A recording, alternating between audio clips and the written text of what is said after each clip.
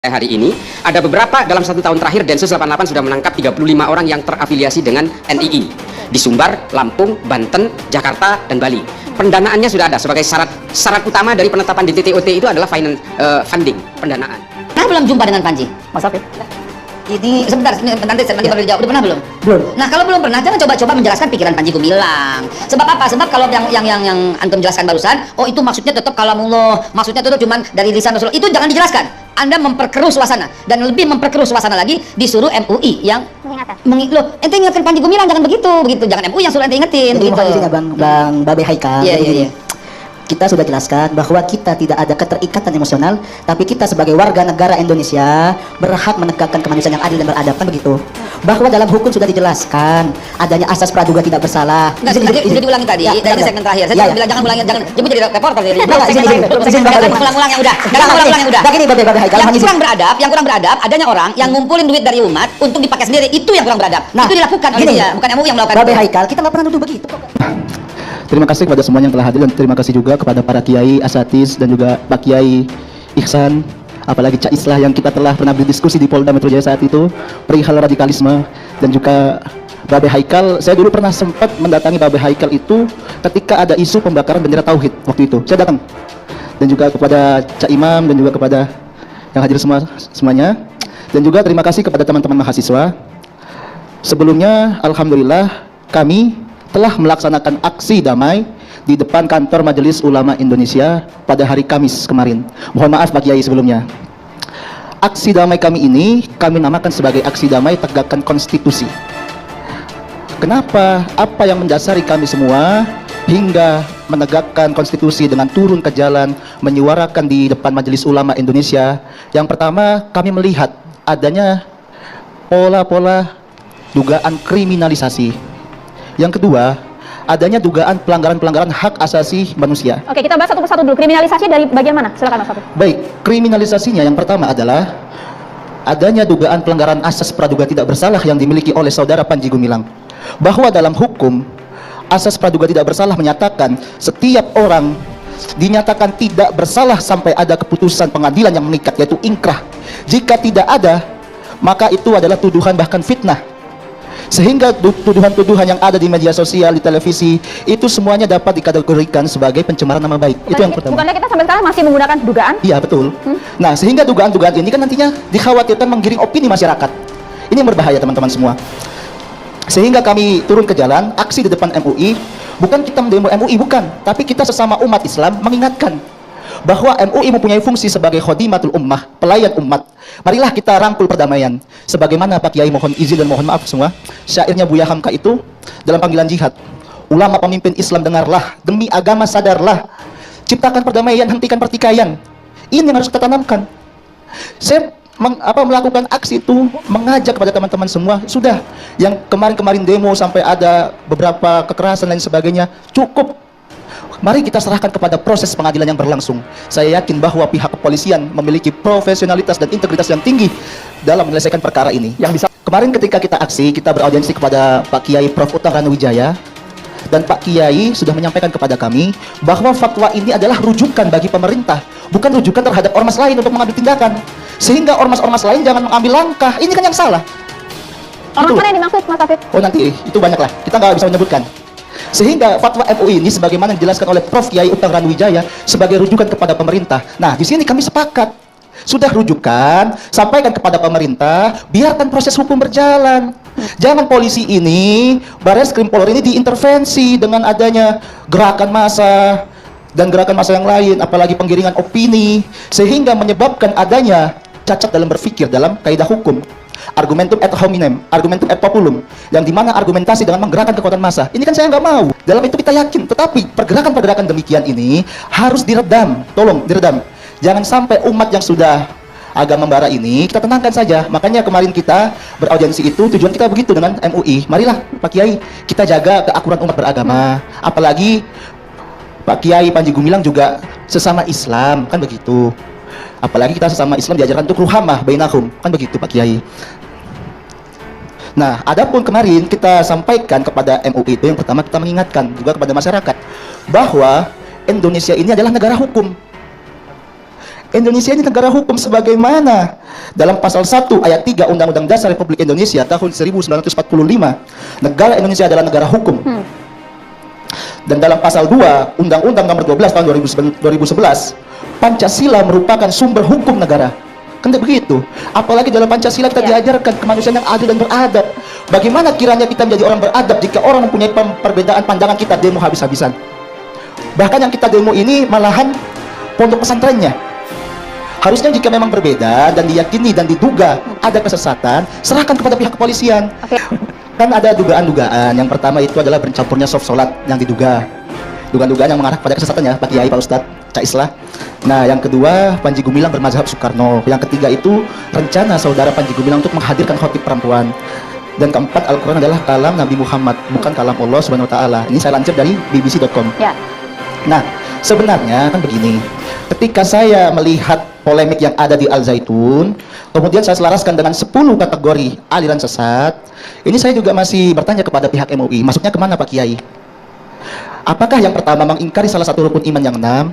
Karena sejauh mana yang saya pahami sampai saat ini dan saya dengar, belum ada pernyataan bahwa saudara Panji Gumilang mengingkari rukun iman, kan begitu. Ini kita perlu diskusi di sini. Nah, yang kedua, meyakini dan atau mengikuti akidah yang tidak sesuai dengan Al-Quran dan Sunnah. Apakah Pak Panji Gumilang demikian? Kan begitu. Yang ketiga, meyakini turunnya wahyu setelah Al-Quran.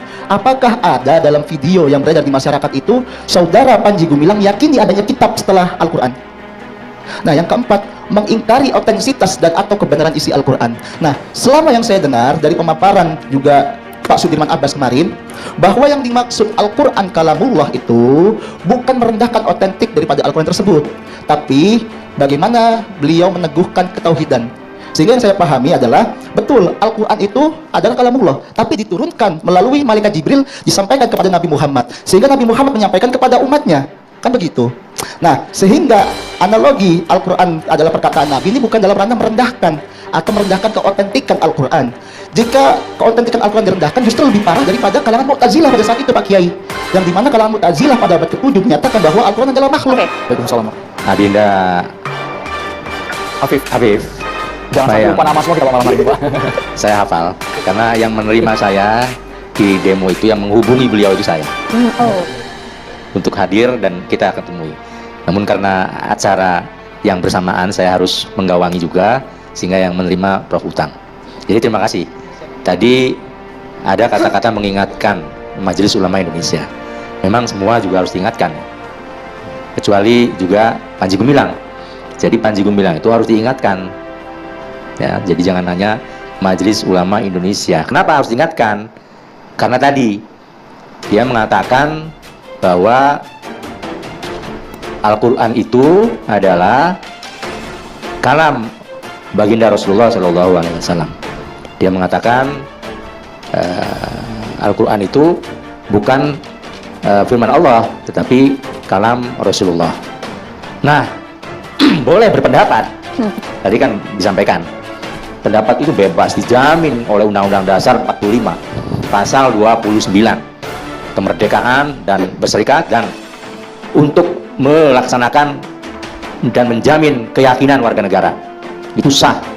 Tetapi berpendapat di pikirannya, di dalam diskusi boleh. Tapi ketika dia melontarkan suatu pendapat ya di publik, dalam hal ini medsos sekarang ya, dan itu bertentangan dengan akidah, tadi di sini ada arkanul Islam, arkanul iman. Ya.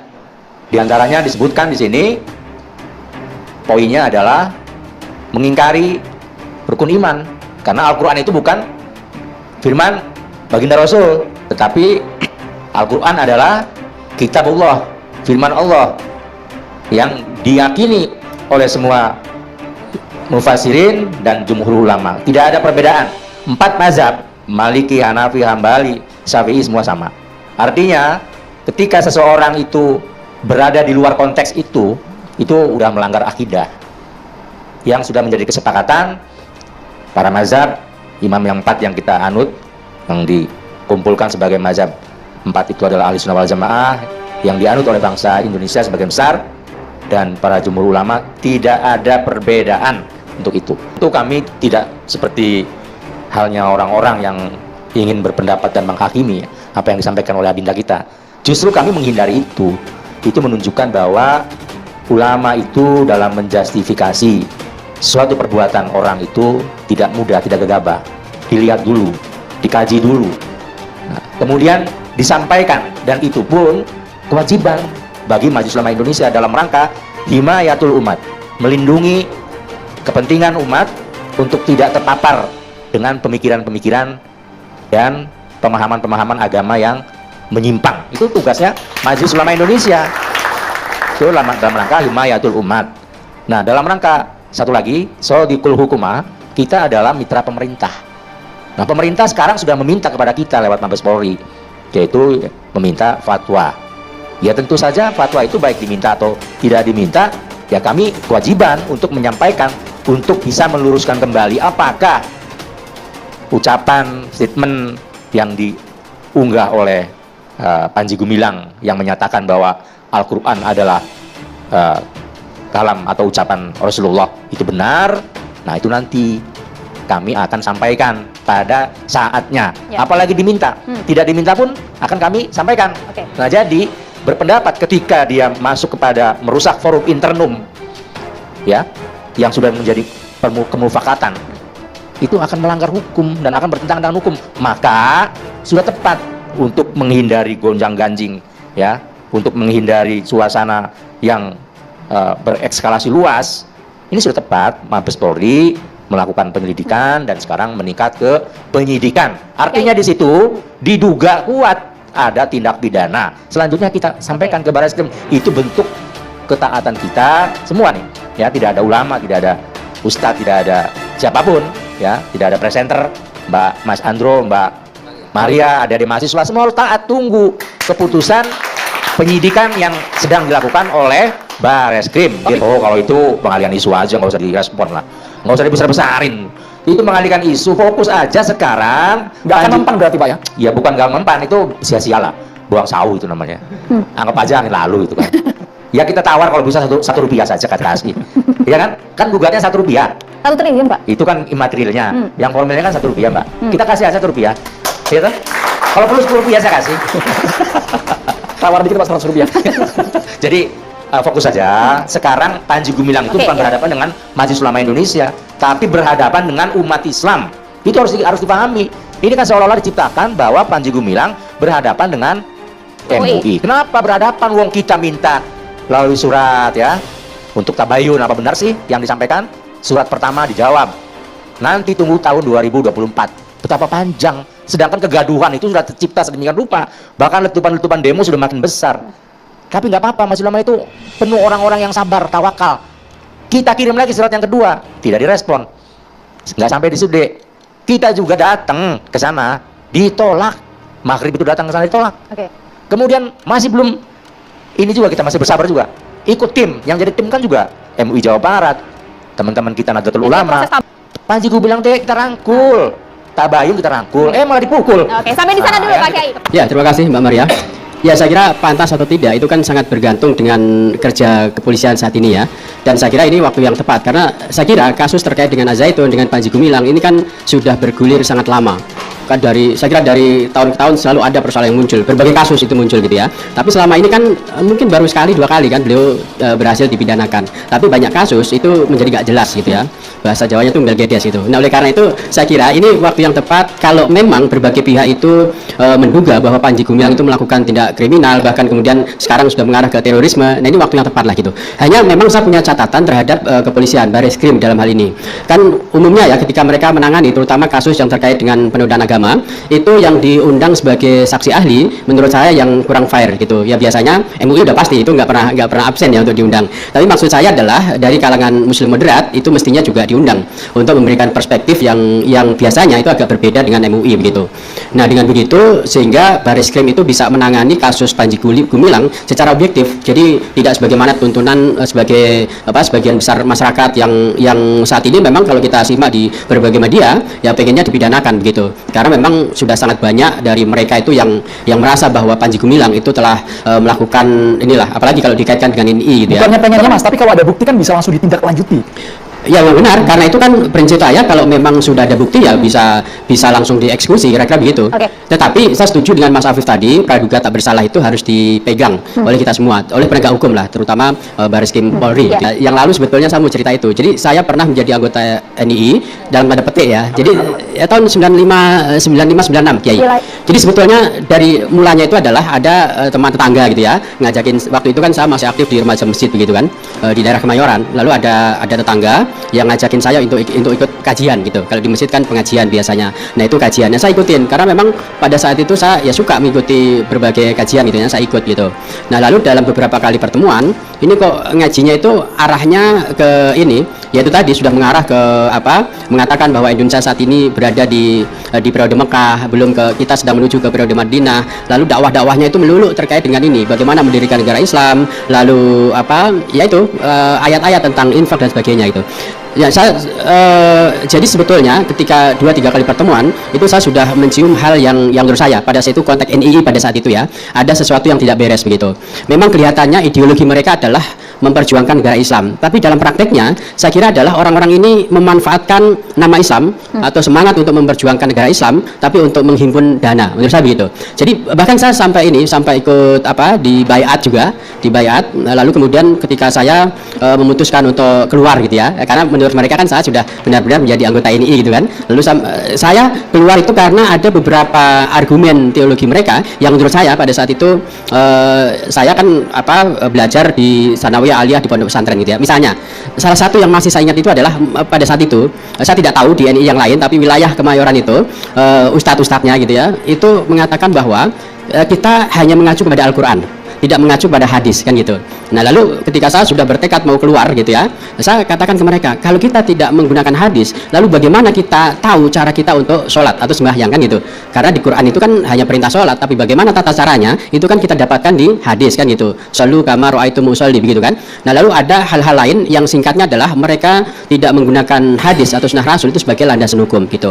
Nah banyak alasan lain, lalu ya terutama gini, pada saat itu saya sudah menganggap bahwa mendirikan negara Islam dalam konteks NKRI itu sudah merupakan makar gitu ya. Nah oleh karena itu ya ini gerakan nggak beres. Saya tidak tahu persis. Saya tahunya belakangan bahwa Azaitun Ini setengah-setengah masuk NII atau coba-coba nih Pak Nurul? Ini kan kita harus bisa memisahkan sebetulnya antara NII dan keberadaan Azaitun gitu ya. Karena ini pernyataan dari Menko Polhukam, diakui dulu kata Pak Mahfud MD, memang ada kaitannya secara rekam jejak Ya kan antara dulu. Azaitun. Tapi kalau sekarang sedang diselidiki oleh BNI. Iya, sekarang kan sedang diselidiki. Jadi menurut saya adalah memang tidak bisa dipungkiri Panji Gumilang itu dia dulu panglima lah KW 9 Anda ya, tahu Pak, itu ya. ya? Di era itu pada saat itu. Kalau nggak salah pada saat saya masuk di NII itu ya Panji Gumilang itu gitu. Lalu kemudian kan tahun 99 ya mendirikan Azaitun. Ya.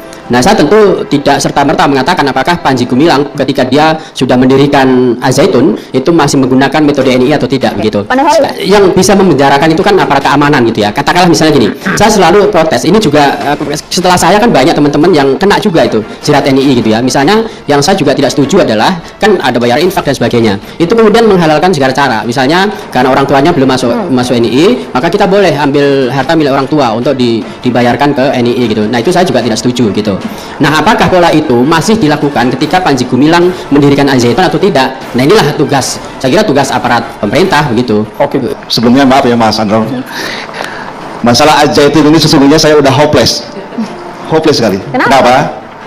Karena pekerjaan saya dari tahun 96 sudah keluar, itu 96 saya keluar. Jadi saya coba ingin inikan dulu profil saya. Enggak, saya 96 itu udah keluar, Pak. 95 udah keluar. Iya. Jadi 85 itu saya dibaiat. 85 dibaiat dan yang membaiat itu sesungguhnya Abu Toto. Langsung Panji Gumilang. Panji Gumilang. Iya.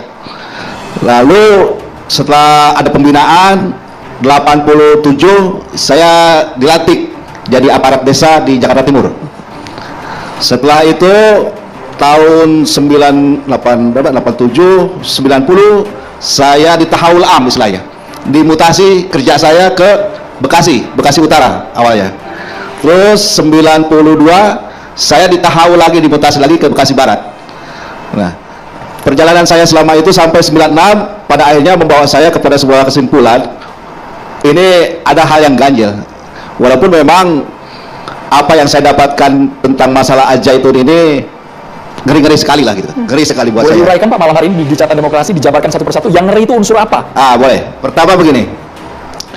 tentang masalah pertama ini kasus ini dulu ya. Saya coba ungkap kasus ini. Kasus Panji Gumilang ini, ya kan, menurut saya yang viral hari ini itu sesungguhnya sebuah kecerobohan dia yang membawa malapetaka, gitu. Itu saya bisa simpulkan begitu. Kenapa? Karena sesungguhnya apa yang dipraktekkan, apa yang viral hari ini itu sesungguhnya produk dari pemikiran dan praktek keagamaan yang dimiliki oleh Panji Gumilang yang diaplikasikan di dalam lembaga NII KW 9 itu, yang sesungguhnya itu tidak boleh terungkap, gitu kan. Untuk internal saja seharusnya. Untuk internal saja. Dan menurut saya, dan itu menjadi sebagai sebuah ideologi kita saat itu, bahwa apa yang dilakukan oleh Panji Gumilang itu sebuah kesalahan. Kenapa? Karena kami diajarkan sudah ada itu protap-protap. Ya, protap-protap tentang bagaimana bahwa ajaran ini atau gerakan ini gerakan yang tidak gerakan bawah tanah yang tidak perlu tahu masyarakat, kan begitu. Jadi memang ada protap-protap tertentu. Apalagi yang sederhananya gitu kan, masalah musyahadatul hijrah saja. Ya Pak ya, musyahadatul hijrah bahwa pertama tidak boleh ada keluarga yang tahu. Itu protapnya itu. Tidak boleh ada keluarga yang tahu bahwa kita telah hijrah. Terus kedua, bahwa tidak boleh ada saudara-saudara dan juga teman-teman yang dekat dengan kita setelah baiat, gitu. Itu. Jadi ada protap-protapnya. Apalagi kemudian yang ini tidak boleh ada catatan keluarga TNI Polri, gitu. Itu. Jadi ketat sekali, gitu kan. Ketat sekali sehingga yang harus kita lakukan adalah kehati-hatian. Dan itu diajarkan, Pak, ideologi tentang adifa pertahanan. Oke. Anda juga berarti termasuk orang yang mengumpulkan orang-orang untuk menyetorkan dana yang fantastis? Ya, itu catatan saya selama berapa tahun tuh? Dari 85 sampai 96 ini memang buat saya secara pribadi itu saya pada akhirnya ya saya kembali kepada sebuah kesimpulan ini harus dilawan pada akhirnya. Yang perlu distorkan ke itu adalah apa ya? Itu teknis sebenarnya, jatuh kepada teknis. Tapi betul demikian? Iya, memang tinggal ada. melakukan pondok pesantren? Ada. Okay. Jadi tahun 92 itu ada program yang apalagi saat itu Panji sudah megang kekuasaan. Jadi KW 9 itu dia jadi imamnya untuk level wilayah. Terus 96 dia megang tampuk kekuasaan Imam Negara Islam Indonesia. Langsung dia pegang itu. Sehingga apa yang dilakukan itu merupakan produk dan pemikiran langsung dari dia, pure, gitu. Dan itu kemudian dia lakukan, apa yang dia lakukan itu yaitu menggalang massa yang ada di KW 9 untuk melakukan satu program hujumah tafsiriyah namanya, misi ofensif, penyerangan misi ofensif pokoknya. Jadi seluruh kekuatan yang ada itu dikerahkan untuk mengambil harta, ya kan, mengumpulkan harta sebanyak-banyaknya, merekrut orang sebanyak-banyaknya untuk apa? Untuk dipersiapkan kepada satu tujuan utama, yaitu saat itu ya Panji Gumilang punya program ya utamanya ketika dia menjadi imam negara Islam ya kan tahun 96, yaitu tentang obsesi dia tentang adanya pendidikan.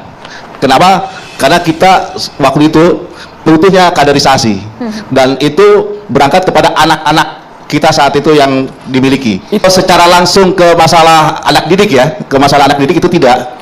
Iya kan, ke anak didik normal-normal saja gitu kan, karena kan memakai kurikulum Depak ya kan, itu. Tetapi yang perlu dicatat ya kan, bahwa ketika mereka sudah kelas 6 kelas berapa tuh, kelas 3 SMA, kelas 12 ya berarti kan, itu ada yang namanya program Irsyad Al-Murokas Al-Mumarmaj, 3 hari 3 malam dipersiapkan orang-orang yang mau lulus ini, ya kan, untuk dipersiapkan sebagai kader-kader yang nanti di lapangan bermain gitu. Wow. Itu ada. Oke. Ya. Terus yang keduanya, bahwa apa yang dilakukan Panji Gumilang hari ini, ya kan, praktek-praktek itu sesungguhnya menjelaskan, mengkonfirmasikan kepada kita bahwa apa yang menjadi produk pemikiran dan penjalanan pemikiran keislaman dia itu dipraktekkan. Kenapa? Karena saya meyakini saat itu tahun 96 saya menulis buku bahwa apa yang menjadi kesesatan ini ketika Panji Gumilang itu berpaham Isa Bugis gitu, dan itu jelas sekali terlihat hari ini. Bicara tentang terorisme sesungguhnya begini ya, ini juga menjadi catatan penting buat Pak ini abang kita yang menjadi bagian dari pemerintah, ya kan? Iya betul. Poinnya Pak? Yang mana Bang? Yang kiri atau kanan ini? Ini Pak abang kita, Pak Islah. Poinnya? Poinnya begini, sesungguhnya perlu menjadi catatan catatan penting buat umat Islam lah khususnya ini kan, khususnya umat Islam. Sesungguhnya perjuangan Kartosuryo itu selesai sudah ketika Pak Kartosuryo itu tertangkap. Itu. Dan sebelumnya juga perlu diketahui bersama, ini biar jangan, saya coba ingin ini kan tentang Kartosuryo aja ya, perjuangan apa yang dilakukan oleh Pak Kartosuryo. Jadi ketika sebelum tertangkapnya itu, Pak Karto dengan staf-staf yang ada di gunung, ya kan, itu bermusyawarah dengan melahirkan MKT 11, di mana dinyatakan di situ kita gencatan senjata dan kembali lagi ke masyarakat seperti semula. Kalau dia itu pendidik, balik ke pendidik. Kalau ke guru, ke pedagang, balik ke pedagang. Kalau jadi ustadz, ya kembali ke ustadz. Kalau ke ormas, misalkan Muhammadiyah, kan ada sebagian itu, ada yang Muhammadiyah, ada yang DNU, balik lagi ke situ.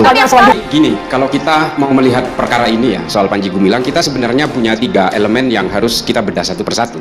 Di sini ada NII, ada Panji Gumilang, ada Al Zaitun. Oke, kita bedah dulu NII. NII ini adalah ibu kandung dari semua organisasi teror yang ada di Indonesia hari ini. Ibu kandungnya. Mulai dari Kartosuryo, nanti ada Ajengan Mas Duki, ada Adah Jailani, kemudian ada Panji Gumilang di titik akhir. Terjadi perpecahan pada akhir dekade tahun 80-an hingga kemudian di awal tahun 90-an. NII pecah. Adah Jailani pecah dengan Abdullah Sungkar karena persoalan ideologi. Abdullah Sungkar Wahabi, Adah Jailani yang masih mempercayai dengan keyakinan-keyakinan yang bersifat primitif, percaya kepada keris dan sebagainya, jimat-jimat dan sebagainya. Lalu mereka pecah. Abdullah Sungkar menggandeng seseorang yang ketika itu ada di Malaysia, namanya Abu Bakar Bashir. Lahirlah di situ yang namanya Jamaah Islamiyah. Dari Jamaah Islamiyah ini kemudian muncul produk-produk turunan JAD, JAK, JAS, JAT, MMI, MIT, MIB dan seterusnya. Nah, ini ibu kandungnya teroris di Indonesia ini adalah NII. Dan semua organisasi ini beserta produk-produk turunannya ini punya cita-cita yang sama, ingin menjadikan Indonesia sebagai negara Islam, negara teokrasi. Oke, NII di situ. Ini juga menjadi pertanyaan saya. Salah satu ambigu yang ada di dalam kepala saya hari ini, ada beberapa dalam 1 tahun terakhir Densus 88 sudah menangkap 35 orang yang terafiliasi dengan NII di Sumbar, Lampung, Banten, Jakarta, dan Bali. Pendanaannya sudah ada sebagai syarat utama dari penetapan DTTOT itu adalah funding, pendanaan. Pendanaan sudah jelas. Kalau di Garut itu ada Islam Bayat namanya. Dia ada infak-infak yang kemudian disetor ke pemerintah pusat kepada amirnya. Demikian juga di Sumatera Barat di Darmasraya. Bahkan yang ditangkap terakhir di Banten dan Jakarta itu adalah gubernurnya. Yang ditangkap di Bali itu adalah penyedia, penyalur pendanaan dan sebagainya. Ini sebenarnya sudah komplit kalau mau diajukan sebagai DTTOT oleh Mabes Polri yang kemudian harus berkolaborasi dengan PPATK dan juga OJK untuk menetapkan bahwa ini adalah DTTOT. Kendalanya apa, Mas? Saya juga kurang tahu, tapi seharusnya sudah layak ini ditetapkan seperti itu. Mungkin saja karena tidak ada struktur yang hari ini betul-betul top down. Hari ini semua bergerak seolah-olah tanpa amir, tapi sebenarnya ada organisasinya. Nah, ini yang harus betul-betul kita dorong kepada Mabes Polri hari ini, wabil khusus Densus 88 untuk mengajukan DTTOT sehingga bisa ditetapkan oleh Pengadilan Negeri, sama seperti penetapan Jamaah Islamiyah dalam keputusan inkrah dari tersangka terpidana Zarkasi ketika itu, JI adalah DTTOT. Berarti ngawur kalau ada pihak yang mengatakan NII dipelihara, NII ini merupakan lumbung sumber finansial yang besar sekali hingga bisa mengumpulkan puluhan miliar dalam waktu yang singkat. Itu ngawur, Mas ya? Ini yang akan saya ceritakan. Elemen kedua, di situ ada Panji Gumilang. Panji Gumilang ini adalah galangan-galangan yang dilakukan oleh operasi intelijen pada zaman Orde Baru. Pada zaman Pak B.J. Habibie, ABRI ketika itu diperintahkan untuk melakukan penggalangan kepada Panji Gumilang. Pada zaman Bu Megawati, kepala BIN-nya adalah Pak Hendro Priyono, diperintahkan untuk melakukan penggalangan. Penggalangan selesai. Ketika itu terjadi bargain bahwa ketika Panji Gumilang digalang, dia meminta untuk membentuk Al Zaitun sebagai the center of gravity dari gerakan Panji Gumilang, sebagai epicentrum, sebagai bejana untuk melakukan upaya penggalangan ini, sekaligus sebagai mesin uangnya. Nah, ini yang kemudian dikabulkan oleh pemerintah, sehingga banyak sekali dari sektor pemerintah ketika itu memberikan lampu hijau, termasuk Menteri Agama ketika itu, pendanaan ngalir semua ke situ sebagai dalih penggalangan dari Al Zaitun. Nah, Panji Gumilang ini menurut saya pada akhirnya setelah semua operasi penggalangan itu selesai, kemudian Panji Gumilang melakukan akrobatik sendiri. Dan proses deradikalisasi itu kemudian menjadi kebablasan yang menurut saya Panji Gumilang akhirnya liberal. Ini tudingan saya. Bukan terus dibina, Mas? Menurut saya sudah selesai. Pak Hendro sendiri kalau ditulis oleh salah satu media kemarin dikatakan dia menjadi backing, saya nggak percaya. Pak Hendro sudah selesai. Pak Hendro juga sudah bukan siapa-siapa lagi. Kalau kemudian dia pernah menggalang Panji Gumilang dan juga memberikan lampu hijau untuk pembentukan Al Zaitun sebagai satu bejana proses penggalangan itu, iya. Tapi setelah itu kan sudah selesai. Nah, ini kemudian berjalan autopilot sehingga Panji Gumilang ini terpengaruh oleh pemikiran-pemikiran, mungkin kalau kita di dalam Islam itu sebenarnya pada abad ke-9 pemikiran ini sudah ada. Al-Warraq, Abu Bakar Ar-Razi, Ibnu Muqaffa dan juga Abul A'la Al-Ma'ri. Ini adalah pemikiran-pemikiran skeptis yang memang mendevaluasi nilai-nilai keimanan. Nah, ini tidak boleh dibiarkan. Makanya saya setuju. Maka kemudian celah hukum ini harus diberikan kepada Panji Gumilang. Berikan semua ini ruang pengadilan supaya tidak menjadi trial by the mass. Maka kemudian ruang pengadilan ini adalah satu-satunya cara bagi ruang demokrasi untuk membuktikan apakah dia betul-betul menista agama atau tidak. Makanya menurut saya memang satu proses hukum itu kadang-kadang memang perlu satu social circumstances untuk menjadi desakan. Apakah orangnya yang istimewa dalam tanda kutip? Enggak juga. Kalau orang biasa langsung diringkus hitungan 1 minggu selesai sampai persidangan, Mas. Tapi memang begini, Mas Andro dan juga para pemirsa sekalian, Al Zaitun ini adalah suatu lembaga pendidikan dengan santri existing yang jumlahnya ribuan dan alumni yang jumlahnya ribuan, dan tentu saja bagi suatu firqah, bagi satu harokah-harokah politik ini sangat seksi. Kalau kemudian ada orang yang bermain di dalam ini untuk sebagai alat untuk meraih kekuatan-kekuatan elektoral, mungkin saja, mungkin. Tapi kalau orang-orang seperti Pak Hendro yang hari ini sudah inaktif dari kegiatan intelijen, saya tidak percaya bahwa dia juga menjadi backing. Dan ini terbukti juga diutarakan oleh Pak Hendro dengan berbagai klarifikasi. Dan berbagai operasi intelijen itu sudah selesai. Hari ini menurut saya adalah satu galangan-galangan yang kebablasan, sehingga Panji Gumilang ini betul-betul sudah di luar kendali dan menjadikan kantong-kantong NII yang tersebar di berbagai wilayah di luar Zaitun itu dia buat satu momentum tahunan, satu Muharram namanya, sebagai alat konsolidasi, sebagai alat tambang uangnya dia sampai sekarang. Nah, inilah NII itu. Makanya kalau melihat pemikiran Panji Gumilang hari ini, dia masih dikaitkan dengan NII, saya nggak percaya. Kok orang seliberal ini masih punya cita-cita ingin menjadikan negara Islam? Makanya di situ saya nggak sepakat. Kalau dia ini melanggar wilayah-wilayah sensitif terhadap persoalan keimanan, ini harus diadili. Ini bahaya buat agama Islam. Kalau persoalan-persoalan fikih, ada khotib, perempuan dan sebagainya, udah biasa kok. Kita Muhammadiyah nggak pakai kunut, NU pakai kunut, udah biasa kita dengan perbedaan-perbedaan fikih. Tapi kalau persoalan akidah, kita tidak mengenal kompromi. Sampai di sana dulu Mas Islah. Ya. Terima kasih. Kita libatkan juga mahasiswa yang hadir pada malam ini untuk join juga di diskusi kita. Silakan, ada yang ingin bertanya? Saya perkenalkan, saya Audrey Putri Caniago dari Universitas Nasional. Pertanyaan saya untuk Bapak Islah, mungkin kan seperti yang kita tahu dulu HTI dan FPI sendiri cepat sekali nih Pak dibubarkan, tapi kenapa NII dan juga Al Zaitun yang sudah banyak sekali bukti yang kita lihat di akun media sosial, kenapa lama sekali untuk dibubarkan? Terima kasih Pak. Ya, terima kasih. Silakan Mas Islah. Kok ke saya pertanyaan kayak gini? Harusnya ke Bang Haikal loh. Jadi begini, Adinda, apa yang terjadi di dalam Al Zaitun ini memang betul-betul melibatkan hari ini banyak orang yang menyandarkan hidupnya ke Al Zaitun. Bayangkan, asetnya itu 1.200 hektar dan di situ ada santri ribuan dengan jumlah alumni ribuan yang hari ini berkarya di berbagai masyarakat, ya, di berbagai kegiatan masyarakat. Kalau soal HTI dan FPI, ini memang nyata-nyata dia melakukan gerakan-gerakan harokahnya itu betul-betul berbasis kekerasan dan dia berbasis kebencian, dan sangat gampang sekali proses pembubaran HTI dan FPI ketika itu adalah tidak memperpanjang izinnya. Jadi pemerintah punya kartu truf untuk menyetop izinnya, dan dengan sendirinya kemudian organisasi itu menjadi taking down. Nah, persoalannya Al Zaitun ini sangat complicated, sangat rumit. Di situ ada Al Zaitun dengan aset yang sedemikian besarnya, dan dia juga menjadi satu epicentrum dari banyak sekali orang yang bergerak di situ. Ada juga berbagai organisasi yang terkait dengan teror. Makanya kita kembalikan tema acara ini kepada terorisme di dalam Ponpes Al Zaitun. Tanda tanya, Mas. Ada teroris di Ponpes Al Zaitun. Ya. Nah, ini yang harus dipahami. Ini ormas di satu sisi seperti FPI dan HTI, tapi Al Zaitun ini adalah ma'had yang banyak sekali melibatkan orang di situ yang sedang menimba ilmu. Ini persoalannya, bukan gerakan-gerakan ormas yang bersifat politik atau gerakan-gerakan yang bersifat pragmatisme politik. Al Zaitun ini memang dibentuk dulunya untuk sebagai lembaga pendidikan. Kalau kemudian ini menjadi alat dari Panji Gumilang untuk menjadi mesin uang, menjadi harokah-harokah politik, dan juga harokah-harokah berbagai ideologi tertentu, ini lain cerita hari ini. Nah, inilah waktunya hari ini pemerintah membuka celah itu supaya bisa menyelesaikan semua ini. Pemerintah dalam hal ini Kemenak juga harus masuk, dimulai dengan penegakan hukum, pidana atau perdata. Jangan salah, kasus ini sebenarnya bukan hanya persoalan penistaan agama.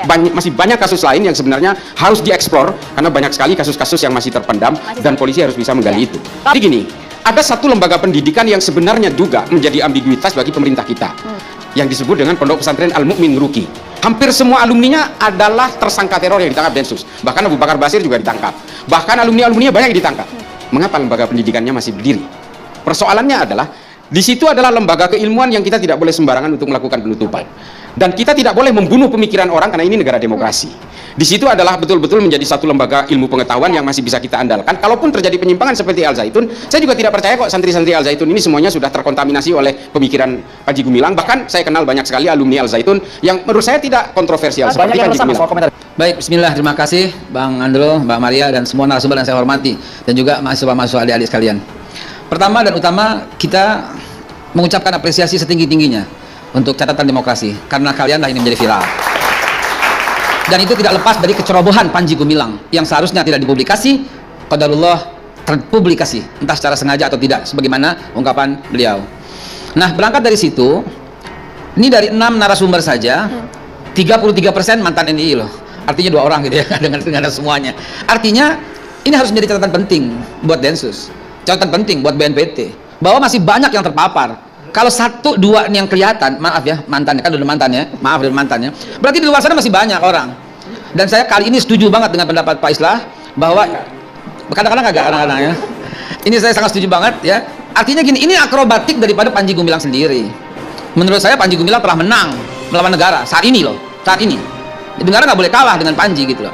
Kenapa saya katakan Panji Gumilang telah menang kepada negara? Karena negara nggak mengambil tindakan yang cukup. Saya setuju dengan Pak Islah, ini pendidikan, ini pesantren, nggak boleh ditutup sembarangan. Ada aset yang mesti dijaga, ada anak-anak yang belum terpapar. Dari pengalaman-pengalaman dan interview-interview yang kita dengarkan, ketika kelas 1 kelas 6 nggak diapa-apain kan, kelas 7, 8, 9 masih santai kan, 10, 11 begitu 12 baru kan, berarti kan masih banyak ribuan. Ada yang SD sudah selesai lulus dan nggak kemana-mana. Ini mesti kita manfaatkan, dan mereka juga alumni ini akan tercemar kalau lagi-lagi kita ngomong Al Zaitun. Maka dari itu saya mohon kepada catatan demokrasi berikutnya, apabila ingin dilakukan lagi, jangan sentuh Al Zaitunnya, Panji Gumilang ini yang mesti disentuh gitu ya.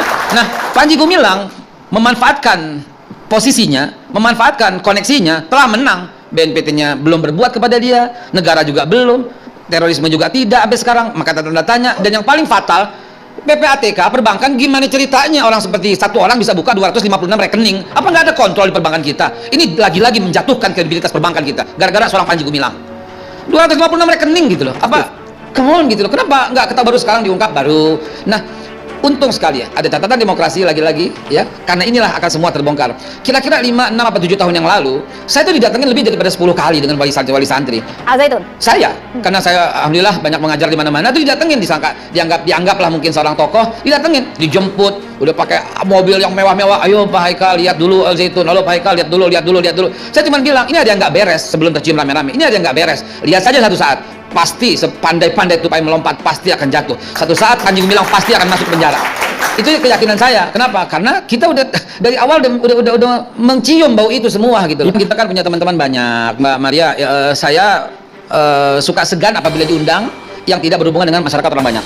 Ketika dihubungi saya bilang oke, karena mengandung orang banyak.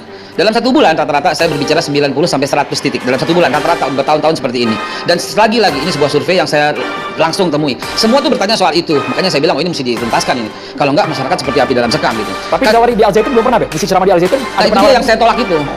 Yang berkali-kali saya tolak itu, disuruh nginep, disuruh datang, dan yang suruh saya itu wali santri. Saya bisa menyebutkan siapa wali santri itu, cuman karena nggak enak, karena menjaga dia. Kenapa kamu tuh hubungi saya terus? Saya bilang. Tahun berapa tuh, Babe?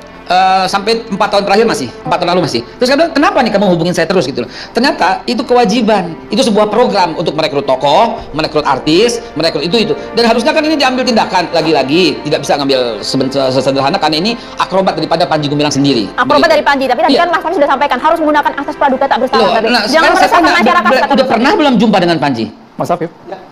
Ini sebentar, nanti baru dijawab. Udah pernah belum? belum. Nah, kalau belum pernah, jangan coba-coba menjelaskan pikiran Panji Gumilang. Sebab apa? Sebab kalau yang antum jelaskan barusan, oh itu maksudnya tetap kalamullah, maksudnya tetap cuman dari lisan Rasulullah. Itu jangan dijelaskan.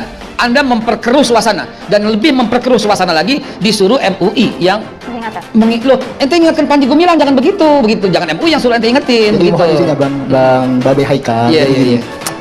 Kita sudah jelaskan bahwa kita tidak ada keterikatan emosional, tapi kita sebagai warga negara Indonesia berhak menegakkan kemanusiaan yang adil dan beradab, kan begitu? Bahwa dalam hukum sudah dijelaskan adanya asas praduga tidak bersalah. Enggak, sudah diulangi tadi, dan ini segmen terakhir. Saya cuma bilang jangan ulangi, jangan jadi reporter jadi. Izin Bang Babe. Ulang-ulang yang udah. Ulang-ulang yang udah. Nah, gini Babe Haikal. Yang kurang beradab, adanya orang yang ngumpulin duit dari umat untuk dipakai sendiri, itu yang kurang beradab. Itu dilakukan oleh dia, bukan MUI yang melakukan. Babe Haikal, kita nggak pernah nuduh begitu kok ke MUI, gitu loh. Kita hanya mengingatkan kepada MUI, sebagaimana di pernyataan dari Pak Kiai Ihsan tadi saya ingat itu, bahwa saudara Panji Gumilang ini tidak berhadapan dengan MUI, tapi berhadapan dengan umat Islam. Maksudnya apa? Gitu loh. Saya tidak mau begitu. Mohon izin Pak Kiai sebentar ya. Mohon izin sebelumnya. Saya tidak mau begitu karena apa? Kita ini sama-sama putra bangsa kok. Kalau memang ada yang salah, yang tidak berkenan, ada tahapannya proses pengadilan, kan begitu. Mas, barusan udah dijelasin, jangan diulang. Beliau dikirim surat, datang ditolak. Iya, paham Bang. Jadi saya yang jelasin di sini, Bapak yang jelasin. Paham Bang Babe? Rasanya udah ngelakuin tapi dipukul tadi Mas. Enggak, Ini bagus, ada yang jelaskan Babe Haikal. Jadi MUI itu memang milik umat. Jadi kalau hari ini ada yang tersentuh dengan MUI yang diingatkan, Babe Haikal tersentuh. Ya monggo, Babe Haikal aja yang menjawab. Jadi gini deh, ya. equality before the law. Ya, itu penting yang harus diketahui bahwa persamaan di muka hukum. Artinya begini, kalau seseorang menyatakan sesuatu dulu ya, ada Musadek dengan Gavatarnya itu, kemudian ada Lia Aminuddin dengan Kerajaan Tuhan, kemudian ada yang terakhir si Kece, itu sama menyatakan pendapat yang ngawur itu di muka umum. Nah, kalau yang demikian hukumnya sama diterapkan, itu namanya equality before the law. Nah. Jadi jangan ada yang di-accept itu dikecualikan. Demikian pula Panji Gumilang hari ini harus dipertanggungjawabkan perbuatannya. Memang benar yang disampaikan tadi bahwa ada presumption of innocence, artinya ada praduga tak bersalah. Itulah yang dikerjakan Pak Polisi sekarang. Mas Afif, silakan. Hati-hati itu namanya. Silakan Mas Afif. Ya, terima kasih Pak Kiai. Nah, kembali tadi, ketika di muka umum, yang saya pertanyakan, apakah saudara Panji Gumilang mengajarkan sholat berjarak itu di luar dari pondok pesantrennya? Itu harus dijelaskan. Nah, Kalau muka umum itu sekarang udah Ya, bergeser. siap, Pak Kiai, sebentar. Bergesernya apa? Sekarang di era medsos itu ada namanya umum. Makanya ada fatwa Majelis Ulama Indonesia, berbaik-baiklah menggunakan sosmed. Ya, baik, ada Pak Kiai. fatwanya. Ya. Karena sekarang ruang itu bukan hanya di ruang seperti ini, ada Mbak Maria, ada Mas Andro, ada Mbak Biaika dan sebagainya. Sekarang sudah ada ruang baru namanya media sosial. Hati-hati kita berbicara di medsos. Nah, itu. Ya, terima kasih Pak Izin. Ya, terima kasih pada Pak Kiai. Kembali tadi kerana medsos. Apakah itu di-upload di akun medsos lain atau apakah memang di akun dari Panji Gumilang sendiri? Nah, sehingga ketika tadi mengguncang kepada publik, yang harus kita cari adalah siapa yang menyebarluaskan. Di-upload kanal Di YouTube. kanal Pak. YouTube. Ini, bentar. itu sudah diverifikasi. Ya, jadi gimana? Sudah diverifikasi. Ya, Di channel YouTube Sudah Pak tidak Taufik. terbantahkan. Itu official dari kanal Az-Zaitun. Itu sudah menjadi fakta dan diakui tidak dibantah. Ya, Artinya sudah benar Ya, baik. bahwa itu keluar dari Panji Mas Imam dulu deh. Mas Imam. Gumilang. Kan Mas Imam, begitu loh. silakan Mas Imam. Ya jadi gini, kembali ke tema ya. Ada teroris di Ponpes Al-Zaitun, ya. Jujur saya mengatakan kalau teori teroris ini, kalau kita melihat Papua Pak ya, Papua itu dengan KKB-nya itu merupakan teroris Bapak ya kan. Terus ada yang lebih bahaya dari KKB itu adalah KKP. Di mana KKP itu mereka bertindak di luar itu, berpolitik ya kan, atas nama Papua bermain ya kan. Dan itu sesungguhnya gerakan mereka itu yang lebih berbahaya nih, secara politik ini. Mereka bergembar-gembor untuk menjatuhkan bangsa Indonesia ini kan tentang Papua gitu kan. Jadi sesungguhnya yang ingin saya katakan, adakah teroris di Papua? Sesungguhnya terjadi teroris seperti apa yang telah terjadi hari ini. Apa? Itu korban sudah banyak sekali, Mas Hendro. Dan saya bagian dari orang yang menjadi korban, Pak. Saya 1 kilo emas, Pak. 1 kilo emas untuk mendirikan Az-Zaitun itu. Gitu kan. Dan sekarang apa yang saya dapatkan ketika katanya dalam programnya itu Panji Gumilang ingin mengembalikan 1 kilo emas saya yang saya dapatkan. Aset pribadi? Atau Aset pribadi itu, Pak. Keluarga Tahun saya. berapa? Tahun 92 itu udah saya keluarkan. Janjinya dikembalikan 5 tahun. Sekarang udah 25 tahun masalahnya. Udah harus berapa yang saya dapatkan sebenarnya ya kan, keuntungan dari saya berinfak itu kan, beridihor istilahnya saat itu. Jadi negara meminjamkan uang kepada umatnya untuk pembangunan itu jelas-jelasnya gitu kan. Jadi mungkin perlu saya garis bawahi bahwa untuk menetapkan DTTOT terhadap Panji Gumilang atau terhadap NII terutama itu memang harus dibuktikan dengan jalur-jalur pendanaan. Apa yang dilansir oleh Pak Muhammad Mahfud MD ya tentang ratusan rekening itu seharusnya PPATK bisa mentris kemana larinya. Kalau ternyata terbukti dia lari terhadap pendanaan-pendanaan gerakan-gerakan marhalah atau gerakan-gerakan i'dad, pelatihan-pelatihan aksi teror, penguatan organisasi, ya seharusnya ini masuk ke dalam kategori DTTOT mengacu ke Undang-Undang Nomor 9 2013. Nah, ini juga menjadi perhatian bagi pihak Densus 88 seharusnya untuk segera mengajukan DTTOT terhadap NII. Sungguh sangat anomali NII sebagai ibu kandung berbagai gerakan teror di Indonesia ternyata kok tidak masuk DTTOT. Nah, ini adalah betul-betul menjadi agenda utama dari berbagai penindakan-penindakan teror.